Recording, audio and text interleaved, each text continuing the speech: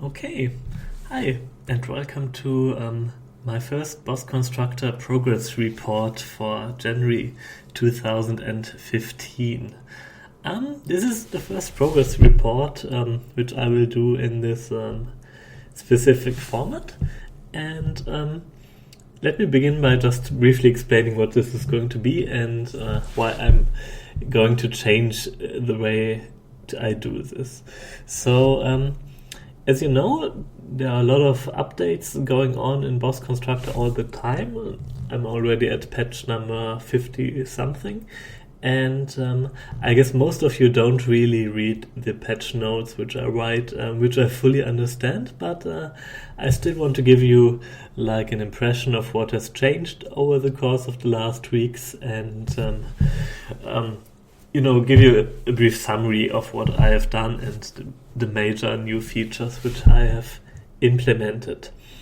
I previously made some update videos for this purpose, but honestly there are a lot of work to do, so it takes me like half a day to edit and cut all the footage and edit something neat together, and the thing about these update videos is that they age really fast, and nobody watches an update video for which is half a year old. So I'm going to try this new format, which I think is also a bit more personal because you can see me in the corner. And so let me get started. I'm going to keep this relatively short, like 5 to 10 minutes. I'm going to give you an overview of the main new features I have implemented and give you a brief overview over what I'm going to do next, so that you can keep track of what's going on. Okay, the major new feature I've done is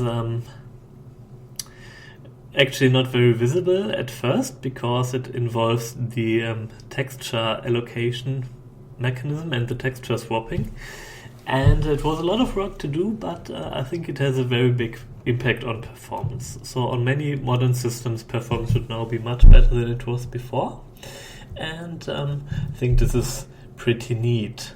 I've also improved the graphics in several ways. I've implemented normal maps and shaders, as well as multi-sampling support. So let me show you what this means. So first of all, you can activate anti-aliasing. So if you have a powerful system, you can improve the graphics by just setting this to 16 or whatever, and this should make the game look much smoother and much less aliasy. Okay, what are the shaders and normal maps? Okay, so let me show you. Oops, should have it. If you can see now that there is actually light which is simulated on the modules. So you can see this highlight on the top, and if the ship rotates, this highlight changes and the illumination of the ship changes.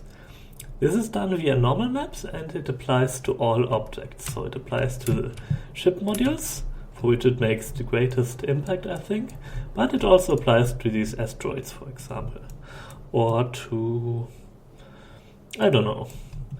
to the loot box and so on. So the graphics in general should look better now, and we can also see one of the second new features, which is the boss enemy. Boss enemies are huge enemy ships which are designed manually, or in the future they will probably be designed by players or so. And these boss enemies are very, very tough opponents, but they each have a weakness which you can exploit to defeat them. So this is the boss enemy. There are two types, and I will probably add more in the future.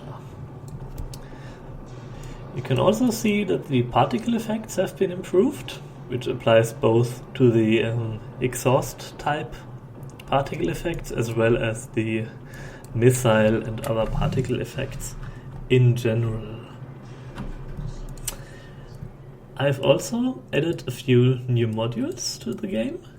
So the first module I can show you is the missile array, which is not as exciting as it looks, because it's basically just a missile launcher with a very high output, a very high firing rate, and a very high energy consumption. So, in action it looks like this. You can see that there's a spread to the missiles, which looks really cool if you actually hit something like this. And yeah, I think it looks really neat. It's balancing wise, it does far less damage than the standard missile launcher, and it uses a lot of energy, and it's very expensive, but it looks very cool, which of course makes up for everything. Okay, so far so good. A more complex module which I added is the auto aim module. Maybe you have seen the live stream where I've created it. Let me just show you an example of what it does. So the auto aim module can be used to connect two ship parts, and in contrast to the revolute joint where you have to manually rotate the module, here you can have the connected ship part automatically rotate towards the enemy.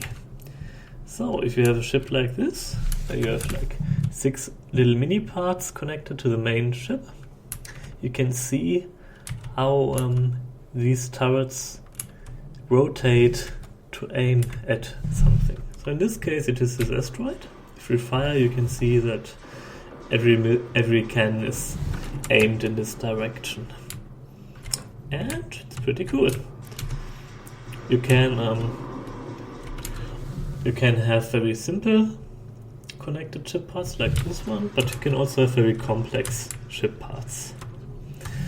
If you are interested in figuring out how it works, you can actually look in the Steam forums where I have created a guide. So just click on the community tab, click on guides, and here you can find a guide on how to use the auto aim joint, and also, if you're interested, a guide on how the drop and salvage rates work in the game. So as you can see, you can have really, really freaky things done using this auto aim joint. Okay, what else? Enemy factions. Okay, so let's exit this. Let's go to the exploration mode. Let's start a new exploration. And what you will see is that the galaxy map has changed a lot. What? I will improve the loading times, by the way, but it's not a top priority at the moment. Okay, you can see it is now colorful. You have different colors, and each color represents a different faction of AI. So, for example, all these connected red stars, maybe it's a bit hard to see on the video, but you have these red lines connecting these stars, and all of these stars belong to this faction. And here we have the blue faction, yellow faction, and so on. Well, what is the difference? Well, each faction has a different base design regarding the ships. So each faction focuses on different modules, on different strategies maybe in the future, but currently it's different modules which make up the ships. And you can use this to, I guess tactically think about where you want to go. So for example, if you know that one faction has a lot of missile launchers on their ships and your ship is weak against missile launchers, you may want to take another path, for example. And this is basically what you can do with it. Currently all the factions are hostile to you. Maybe this will change in the future. I'm not quite sure if I will implement diplomacy or something, but currently they're all just hostile. Okay, these are the new enemy factions. You can, by the way, also see the faction an enemy belongs to, because the faction is now not here. There is now the faction logo, which is rendered on top of the solar panels. So this is a strange design. Yeah. Many of the enemies are also new, by the way, because I ran a new evolution run. This was necessary both in order to allow these new factions, as well as to make the AI adapt to the new algorithm, because I changed the AI algorithm and the ship designs should adapt to that. So yeah. Okay. I don't know if this was in last update video, but the sector borders are also gone now. So you can fly outside of you can fly outside of the sector, but you will get pushed back. So like this, for example. I think it feels much better now, because you have more freedom, and you can also use this pushback effect in order to do some tricks, which is really nice. Okay, I think that's pretty much it. Yes. I also fixed the bug reporting feature. So basically, whenever your game crashes for some reason, the next time you start the game, there will be a report bug button in the bottom left of the screen. And if you click on it, the game will create a bug report and open your email client with a preset mail. So basically, if you want, you can just hit send and I will get a mail, and it will probably help me fix the bug. If you like, you can add some additional infos, write a brief description of what happened, but so in my experience it was always very useful to get these bug reports. So yeah, so please keep them coming if you experience any issues. Okay, finally, this pretty much sums up what I wanted to do today, and these are the main features which I've been working on in the last month. And yeah, so first of all, before I wrap it up, thank you very much for your support. I think the last weeks have been really awesome for me, and I've received so much great feedback and great comments and great suggestions in the forums, and it was really great experience for me, and I'm really grateful for everyone who joined the early access, and thank you for your trust. And yeah, I'll continue working on it and try to make it the best game I can. Yeah, in general, the community has been really great, and I was really surprised how positive and how constructive everyone was, and yeah, I think it's really great. So thank you a lot. Yeah, I've created a brief survey on the performance of the game. If you like, you can take the survey. It's just like 3 minutes, where you can like click on how much frames per second you get, what type of system you have, and so on. So if you have a minute to spare, please check it out. And finally, if you like this sort of format, leave a comment in the comment section of this video.